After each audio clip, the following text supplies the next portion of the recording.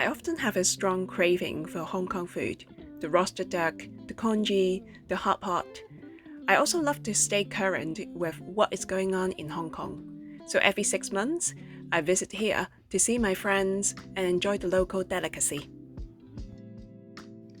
This time, instead of staying in a serviced apartment or a hotel, we chose to stay in a remote area close to Hung Ho and Clearwater Bay to experience the local village life surrounded by nature.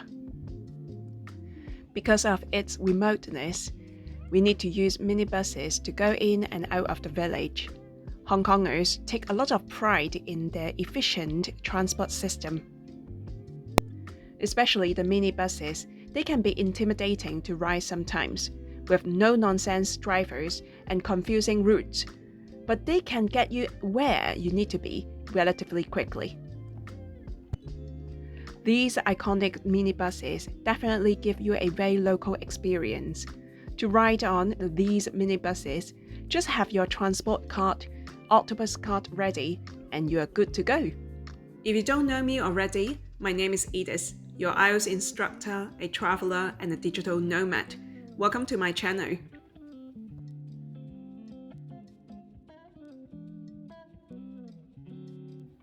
Sai Kung is one of the best scenic escapes from the high rises of the Central District. The district attracts nature adventurers and water sport junkies alike, who come for its idyllic beaches. The area offers snorkeling, diving, kayaking, and all sorts of water sports and activities that tourists may not necessarily picture themselves doing in Hong Kong. Fishermen have lived in Sai Kung since the 14th century, disembarked from the ferry at Sai Kung Public Pier, and stroll along the waterfront nicknamed Seafood Street. And if the name hasn't given it away already, you will soon see what is on the menu. Restaurants after restaurant features tanks brimming with fish, crabs, shrimps, shellfish, and probably a few mysterious creatures you have never seen before.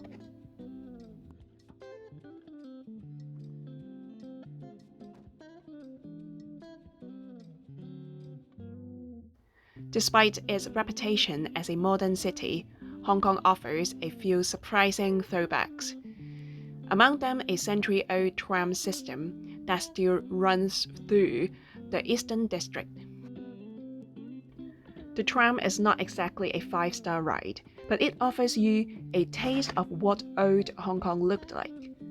I would not suggest taking the tram if you are in a rush, because it runs at average speed 6 miles per hour, but is ridiculously cheap.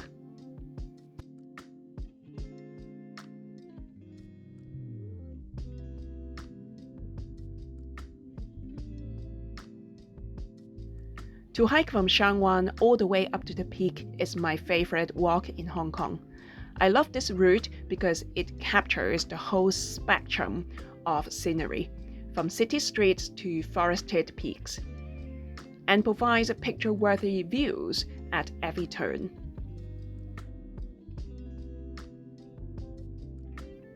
The Mammo Temple is a picturesque tribute to the god of literature and the god of war.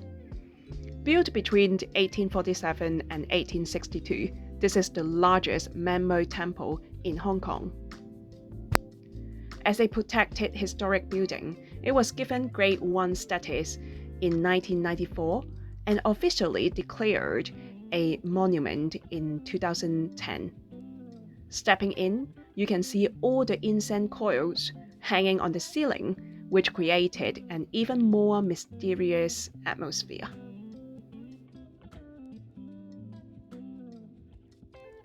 Hong Kong has no shortage of temples. From my point of view, Hong Kong people can sometimes appear to be quite religious because they have a habit of worshipping and paying respect to gods. Instead of going to temple, sometimes they will set an altar at home to worship God or ancestors. Vocab list: craving, stay current, remoteness, minibus, take pride in, transport system, intimidating, no nonsense, confusing, transport cart, scenic escape, high rise, water sport junkie, idyllic, picture someone doing, disembark, stroll around, brim with, mysterious, throwbacks, ridiculous, capture, spectrum, picture-worthy, tribute, monument, incense, no shortage of, altar, ancestor. The night view in Hong Kong is unbelievably mesmerizing. There are a few ways to enjoy this $1 million night view. Stroll around the waterfront of Victoria Harbour in Tsim Sha Tsui, or to go to some rooftop bar to enjoy a drink or two, and at the same time enjoy the skyline.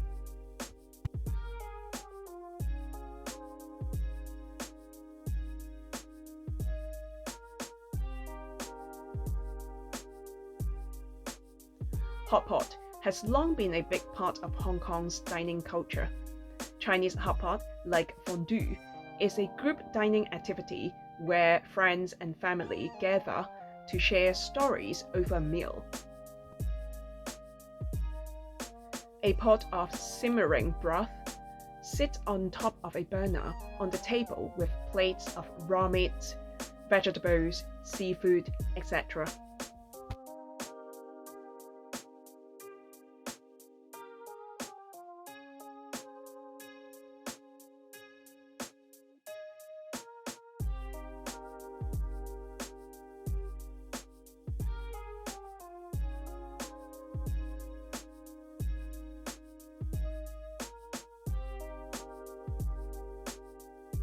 For me, it's also a great way to decompress and let your hair down. With the fast-paced living, Hong Kong can be a bit overwhelming. To release stress, a lot of Hong Kongers succumbed to binge eating. That's why buffets are so popular in Hong Kong. Binge eating, consumption of large amounts of food in a short period of time. Eating is a common coping mechanism for stress. To cope with the daily pressure, we have no choice but to indulge in the binge eating culture. Maybe it is also the time to question our stressful lifestyle. Does it do more harm than good? Soup or tong in Cantonese is magical in Hong Kong. Many believe that it's therapeutic to consume at least a bowl of soup at every meal. Surprisingly, Hong Kong people also consume sweet soup as dessert after dinner. It resembles some of the European cultures like in Italy or France, but most of them would seldom eat soup as dessert. Dessert culture is huge in Hong Kong. There are a plethora of dessert spots in Hong Kong. These joints get busy right after the dinner rush at around 9 p.m. to midnight. Most Chinese desserts are typically sweet soups made from blended beans, black sesame seeds, various nuts, silky tofu, and boiled Asian delicacies.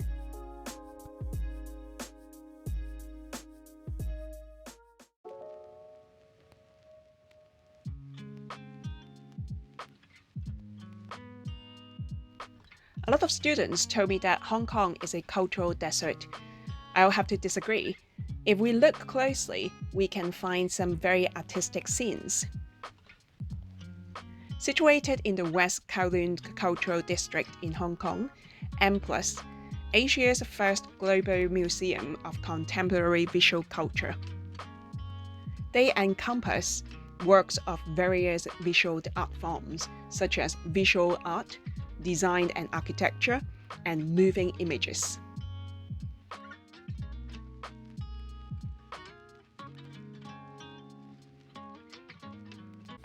Vocab list: mesmerizing, skyline, breath, burner, let someone hair down, succumb to, binge eating, buffet, coping mechanism, do more harm than good, therapeutic, consume, resemble, a plethora of, joins, dinner rush, cultural desert, artistic scene, encompass, visual art.